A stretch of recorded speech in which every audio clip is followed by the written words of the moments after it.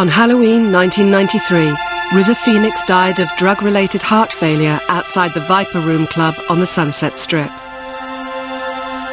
Some thought he would become a second James Dean, a talent who died too young, leaving behind a handful of films and a cult following.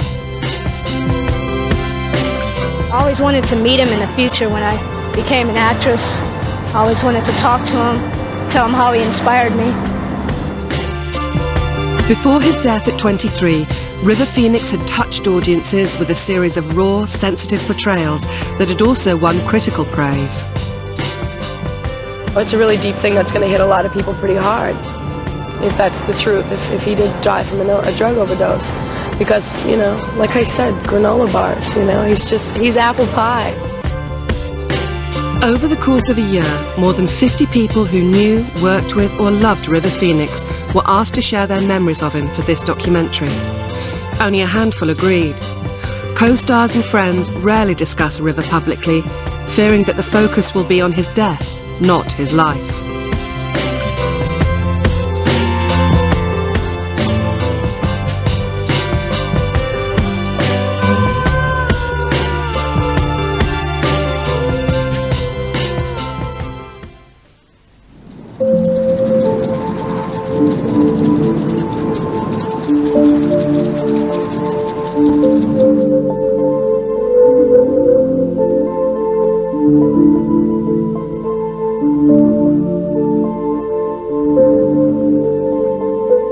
This is the remains of the old house that River Phoenix was born in.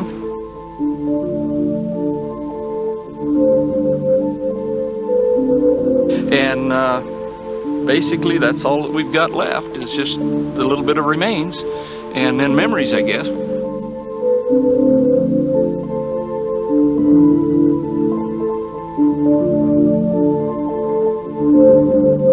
Reportedly, River's parents, John Bottom and Arlen Dunitz, met in the late 60s when Arlen was hitchhiking in Los Angeles and John picked her up.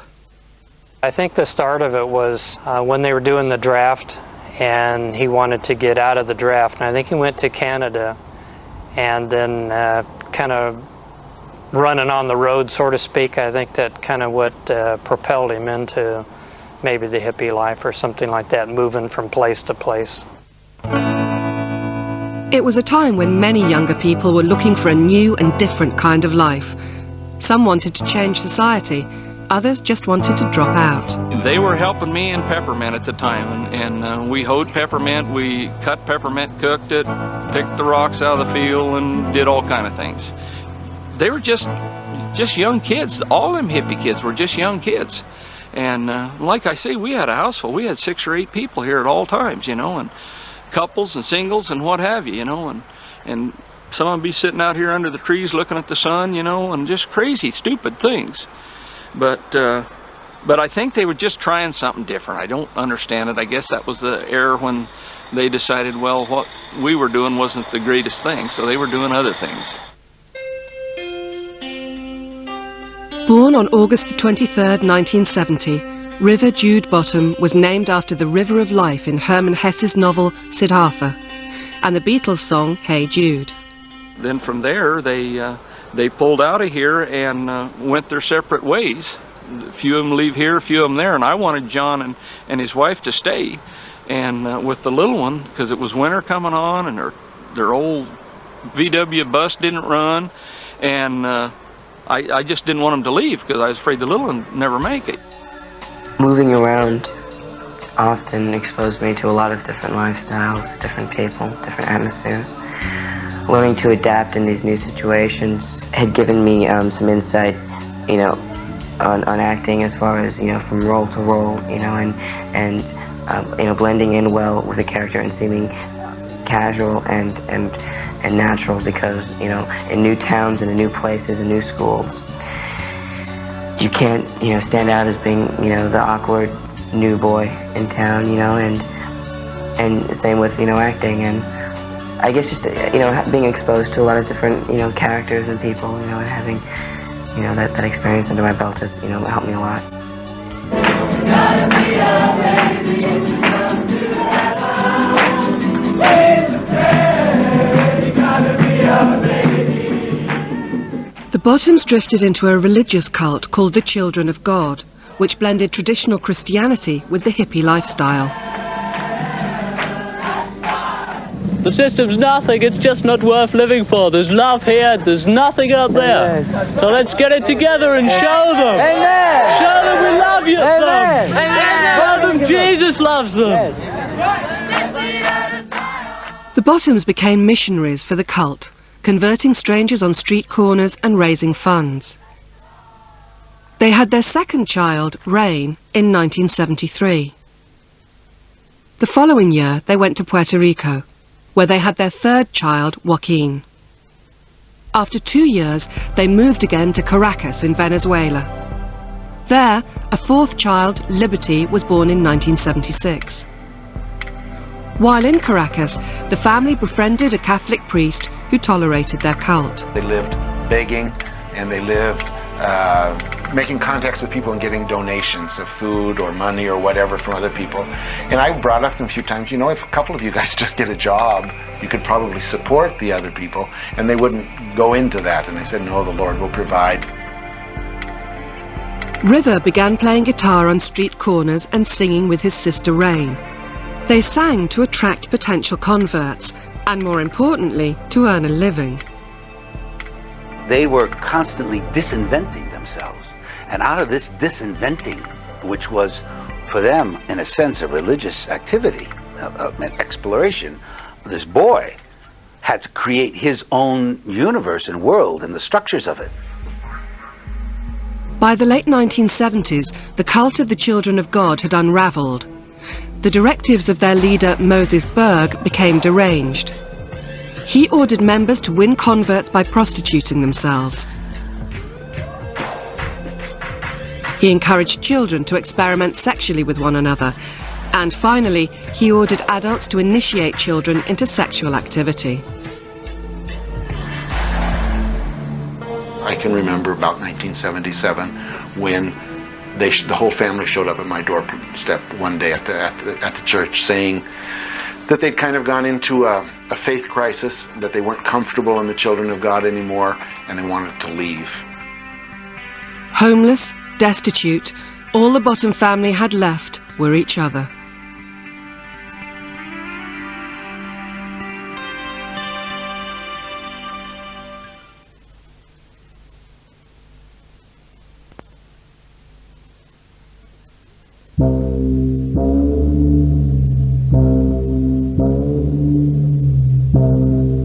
I think for me it's the best job in the world. I don't think it's the best job in the world for a lot of people. No, I don't.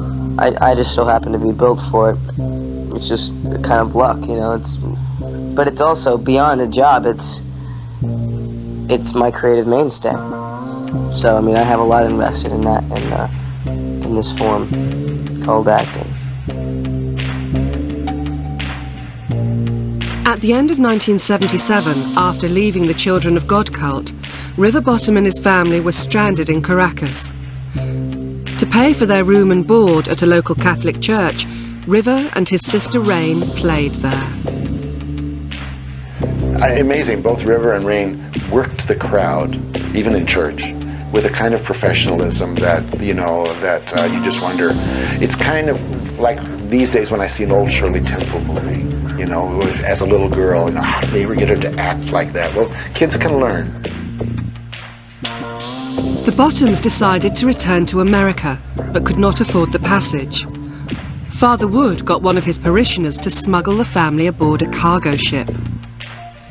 While they were en route to the States, they saw fish being caught and slammed against the deck, and it sensitized all the kids, especially River and Joaquin, and they asked their parents, they said, what is this? Why are they killing these animals? And they said, well, that's when you eat fish, this is how they do it. You kill the animals. And the kids were horrified, and they never again ate fish or meat of any kind. Upon their arrival, the Bottoms became vegans, which meant they avoided any food or clothing made from animals. In Florida, Arlen gave birth to her fifth child, Summer, and the Bottoms took a new surname, Phoenix.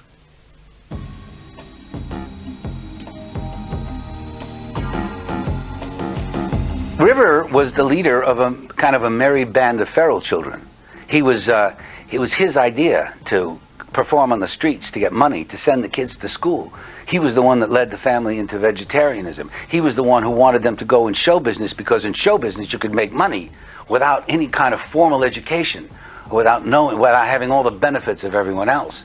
He was the leader of his group, including really basically his mother and his father. The Phoenix family played at a few local festivals in Florida, then headed west. I had a lot to do with it. I was very serious as a young child and very ambitious and very loyal to, my cause. And my parents and I and my brothers and sisters had moved to Los Angeles and in faith that we would, conquer and make it in whatever we tried to. Arlen got a job as a secretary, and John took the kids for auditions in a world of intense competition and backbiting.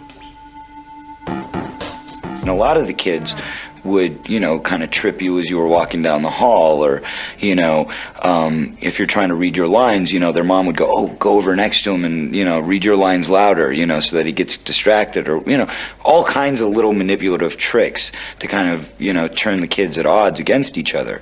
River and I were never like that. We would see each other on auditions, and we'd go outside and play, and then when they called one of us, then, one of us would go in. And now with a story about a hand-me-down that's been worn-me-down, Kids News roving correspondent, River Phoenix. Take it away, River. Hi, Gwen. I'm here with Brian Turecki. Brian wrote us with a problem that he has. Brian, could you tell us what that problem is? My bed has 5 lumps. 5 lumps? Wow. Is it old? Is that why it has so many lumps? Uh-huh. I see. Ooh, is it really old? 5 generations. Wow. Ooh, I guess you could say that it's on its last springs. After a couple of years of commercials and small roles on television, River appeared in his first feature, the science fiction kids film Explorers. Everyone noticed something special about him, something that set River apart. Whereas, I'm a teacher and I wholly support education and always would say, education first. But there are always exceptions to that rule, and not everybody needs an education in a traditional way. Some people get an education just by living life. On set, River worried about his beliefs as much as his acting. He demanded that his costumes should not be made from animal products, a demand that was accepted because of his talent. I think he took a lot of that stuff internally with his intensity and the way he thought deeply.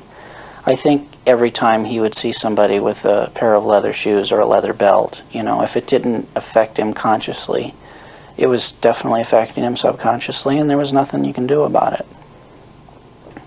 Those kinds of things affected him all the time. Explorers was a modest hit, and critics singled River out for his performance. Job offers poured in, and so did the money. But for the Phoenixes, success in the business did not include its trappings. They didn't have the Hollywood lifestyle. When they lived in Los Angeles, when I knew them, they lived in Shadow Hills. It was like a suburb, and it was horse country. They still lived their life the way they lived it. River's second film was a coming-of-age drama that became a surprise hit. He had a worldliness, and he was articulate, and he had a way of just expressing himself in the most, he was like an adult. It was like talking to another adult. There was a wisdom about him, even at his young age, that led you to believe that he could be a leader and that he could take care of situations that got out of hand. He could smooth over situations, and that's very much what the character in the movie. So let's just say that I stole the milk money, but old lady Simon stole it back from me. Just suppose that I told the story. Me, Chris Chambers, kid brother to Eyeball Chambers. Do you think that anyone would have believed it? Oh.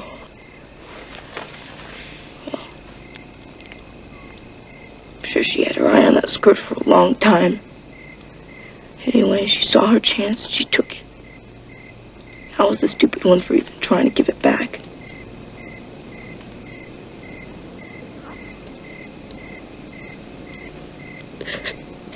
Just never thought. I never thought a teacher. I just wish that I could go someplace where nobody knows me.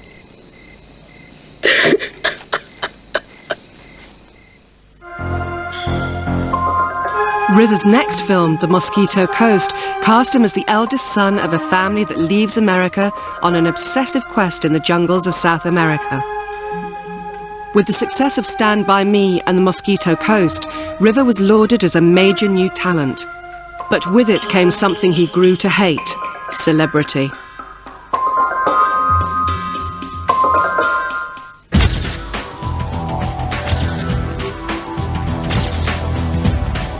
Throughout 1986, Stand By Me had slowly turned into a hit, and River Phoenix found himself the object of immense media attention.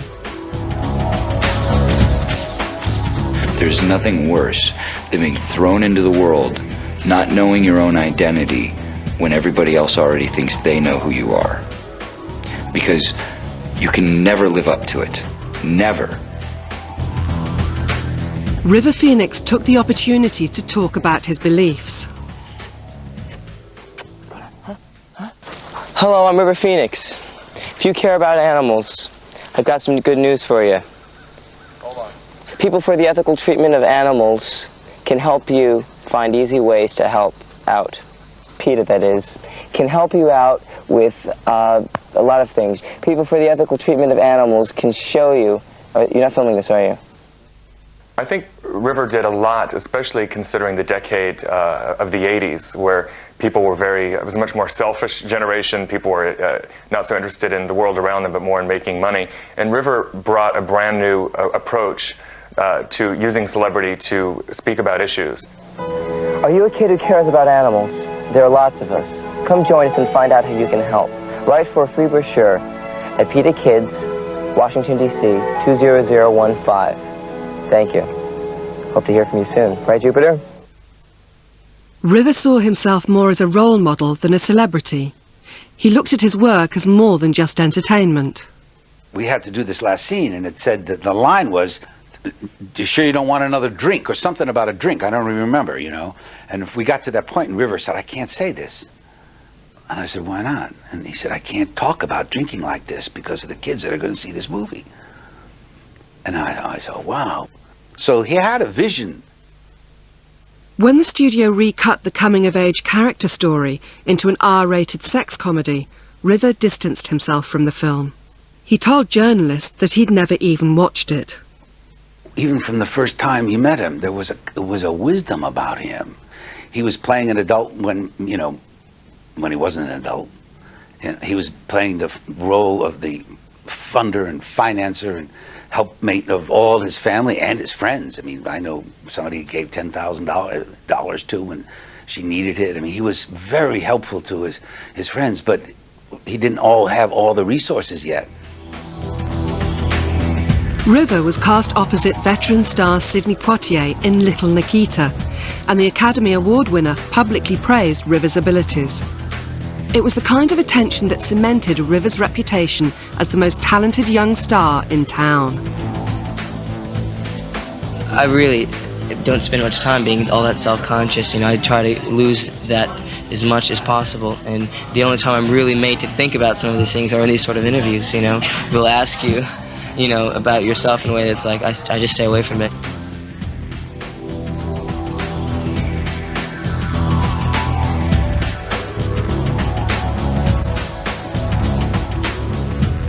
River had been going out with his co-star from The Mosquito Coast, Martha Plimpton.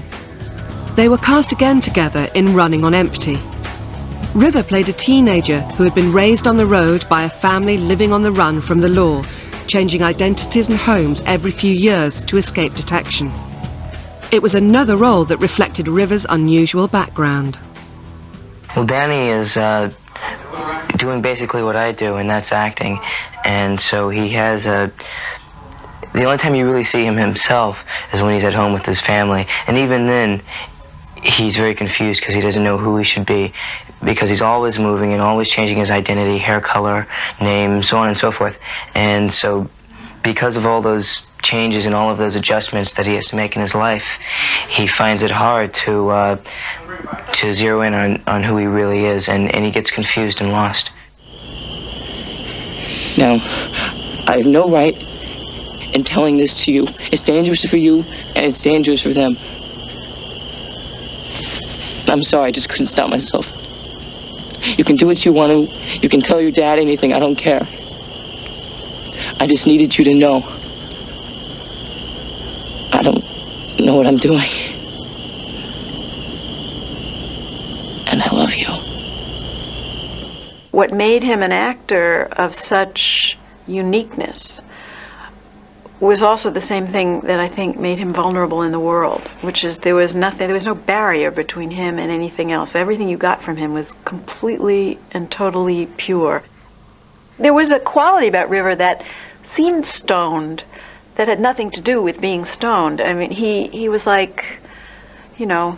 And I'm just trying to hold on to what I have, and I have a basically stable upbringing, and I think that that I'll do okay if I stay real, you know, and if I remember that we're all just flesh and blood. That's it.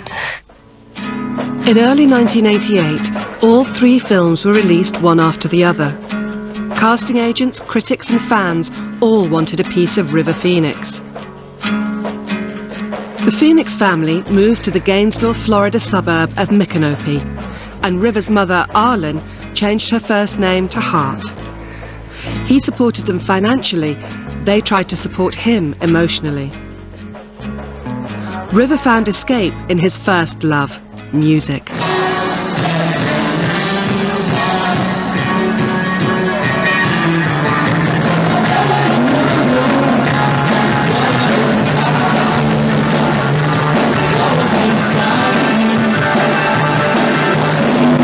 I think initially so much of his life was already in the public view that in a band he wanted to be a band, not a solo artist.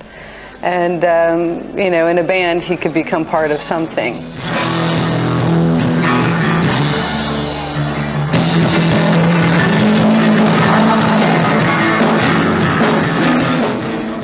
Island Records signed River's band, Alika's Attic. He liked to tell the story that Alika was a fictional poet-philosopher who gathered friends in his attic to discuss his ideas. When Alika died, they formed a band to share his beliefs with others through music. I don't wear leather because it's not mine, really. It's something for someone else. It's my personal choice not to, and I feel that people should be educated, and not that they're not, but, you know, educated in the way that they know that they don't have to wear leather to be cool or to get by or to be warm. You know, there are alternatives. River had 3 identities: musician, spokesman, and celebrity. It's like, you know, half the time he was in the movie, or, you know, the other half the time he wished he was home playing his guitar, you know, because that's what he wanted. One time, I don't even remember what movie it was, but he was working on it at the time, but he flew the whole band to the sets just so he could like have a week of rehearsing and writing songs and playing music, because that's where he wanted to spend his time.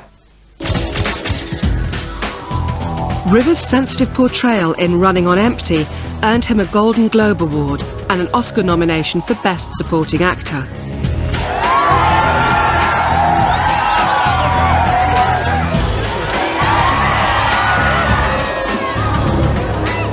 River played the Hollywood game by being himself, even if he seemed awkward or irritated.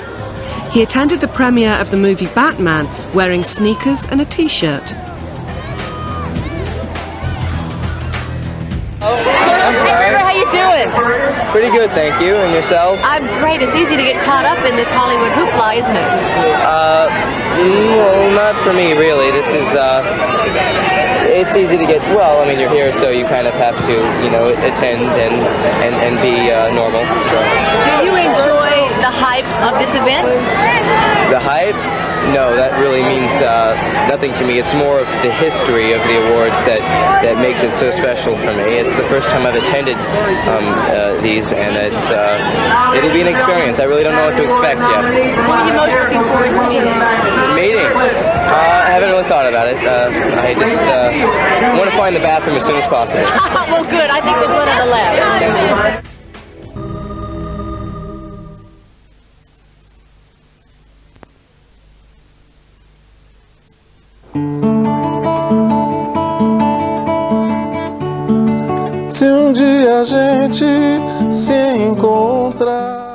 Brazilian superstar Milton Nascimento saw the Mosquito Coast on TV and was impressed by River Phoenix's talent and maturity.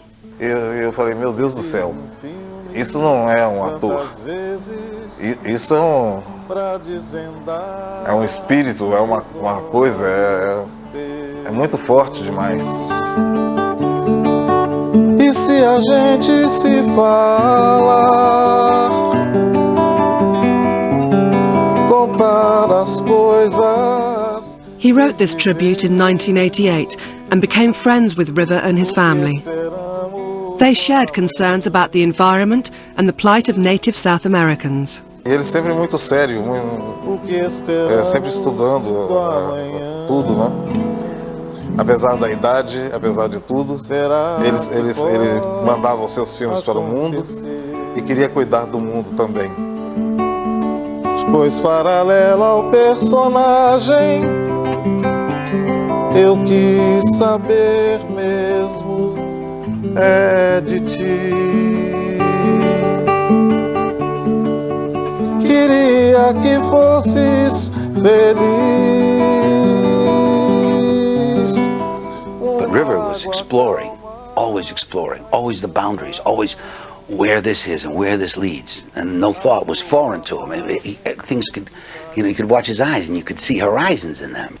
And there's definitely something to be said for the sincerity of the seeker. It's said that when the seeker is sincere, then the answer comes.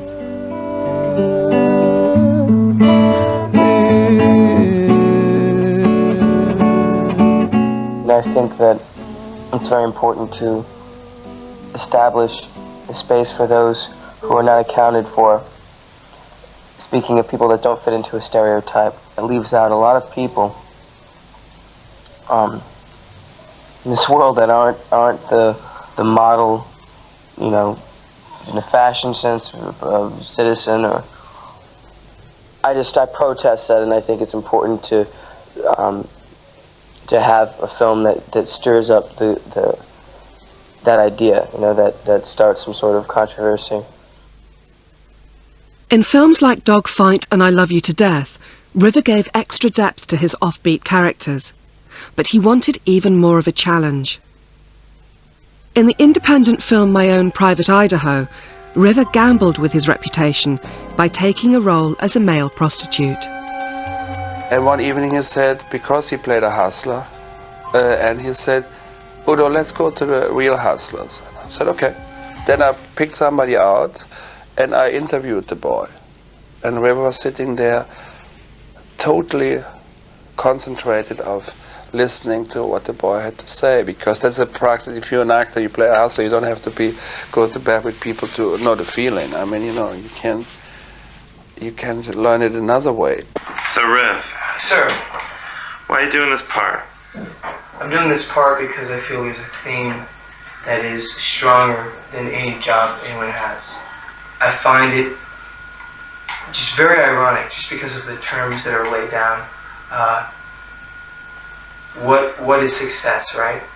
And in this case, success, the motive, as you see in talking to these people who are somewhat experienced and know how experienced they are, is money. I think there was definitely a kinship, that he finds right at that moment when we ask him that question, that it is, whether I go to take a movie from Hollywood and get paid for that, or whether I'm, one of these kids selling myself on the street, there's a connection between these two things.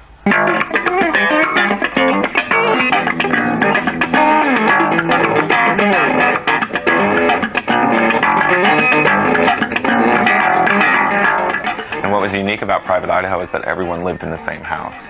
All the actors, I wouldn't say everyone, but the majority of the actors, the male actors in the film, myself and the director and a few other people lived in the house.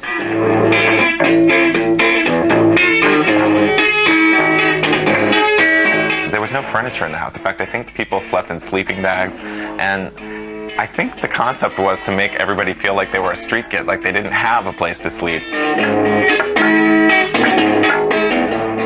Like most teenagers, River Phoenix had experimented with drugs and alcohol. But living among real street kids brought with it the harsh realities of street life. Well, I'll put it to you this way. I remember after River had done heroin, me asking him, "Is this the first time you've ever done it?" And him telling me no. But I also remember not believing him. And that was during the making of My Own Private Idaho. I wouldn't want to blame anybody for that. You can't really say that it's, you know, the circumstances surrounding one character choice. He made the choice. He decided to do the role. And, you know, any actor will tell you, you can try to imagine it or you can live it. And, you know, his style was, I want to live it.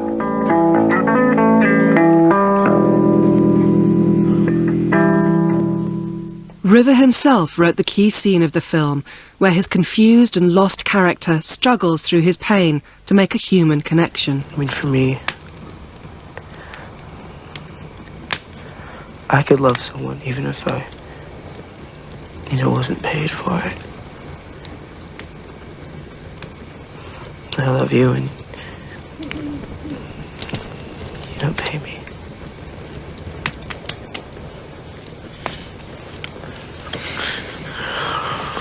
Mike, I really want to kiss you, man.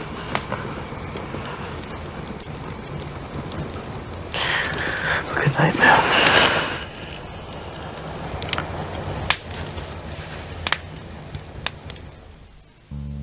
My Own Private Idaho won awards at the Toronto, Deauville and Venice film festivals. River was awarded Best Actor honours by the National Society of Film Critics. The business always goes for what you do best. So if they get recognition, like at the Venice Film Festival, the Toronto Film Festival, wherever it is, you know, in France and in Holland, when critics start speaking up and they believe in something, then you have the power from the corporate leaders. River took lucrative parts in the ensemble action film Sneakers, the art house western Silent Tongue, and a romantic tale of aspiring country music singers in Nashville. When I first spoke to him on the phone, when he had expressed interest in playing the part and wanting to work with me, I said, well, you've never played a part anything like this. This guy has a real element of danger. How would you convey that? There was a short pause, and River said, silence. Word had spread in Hollywood circles that River was doing heroin and cocaine, and sometimes mixing the two. He would do drugs in a kind of binge and purge method, where when they were around and people were handing them to you because you're a famous person, he would tend to take more than I think his body could handle. And he didn't use drugs every day like somebody who, you know, is kind of going along their whole lifetime being an addict. He might do drugs and then take a few weeks off and try to clean himself out and stop. This can be a lot more dangerous and, in the end, a lot more lethal. River sought a different kind of release through music. We were in overdrive. We would literally work 20-hour days every day, Monday through Sunday. And very rarely, I mean, a quick break to have something to eat and back into the studio and constantly. Lucrative offers of work lured River away from the studio, leaving his new music unfinished. You know, like for instance, one time he asked me, he said, I can either keep practicing for the next 3 months, or I could fly to LA and come back with $1 million. What do you think I should do? In September of 1993, River travelled to the Utah desert to film Dark Blood. Before he had left for that, his father had come to plead with him to stop the movies. Take a year off. Just stop. Record your music. Focus on your music. Because anybody who was around him could see that that's what brought him real joy. I'm happy. It's all utopia to me. Yeah. Sure. This is some perverse utopia of some kind. I don't know what, but some kind of utopia it is.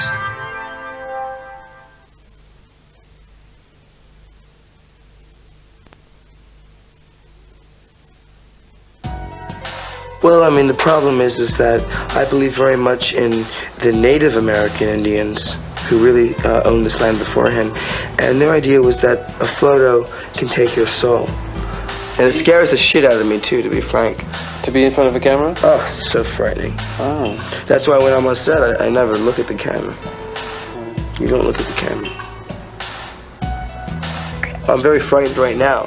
I'm dealing with it somehow. Yeah, you're dealing with it quite well. But I really am frightened. River Phoenix put his drug habits aside to make the thriller Dark Blood. Director and cast argued bitterly over the script. River was miserable. He called about 2 days before that day he came to LA, and he said, I'm having and he left several messages.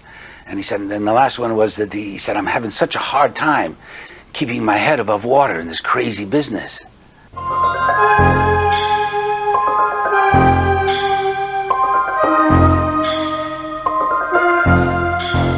River returned to Los Angeles on a break from shooting. On October the 30th, he went to the Viper Room Club with his sister Rain, brother Joaquin, and new girlfriend Samantha Mathis. Shortly after midnight, he bumped into a friend in the toilets.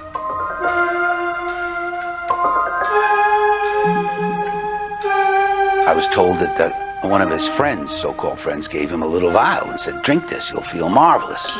And he did, like God knows how many of us would have drunk something in that state on a night off from a difficult time. So, but nobody stopped him really, and nobody helped him, and nobody said, River, get in the car, it's time to go home. River staggered around the club and began to go into convulsions. Bouncers dragged him outside onto Sunset Boulevard. He remained conscious long enough to see a photographer leaning over him. But no pictures were taken. The photographer called 911. It's never once been a question to me. I've said often that I'm a human being first and a photographer second.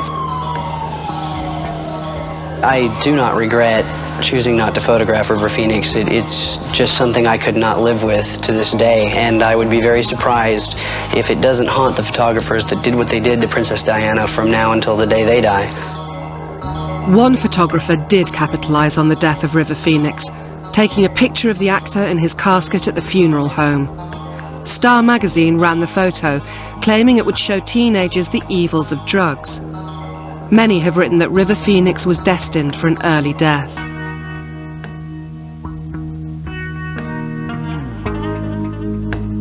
So to take a moment in time and to try to explain the whole existence of a person using one moment in time is extremely narrow-minded, and it's not accurate.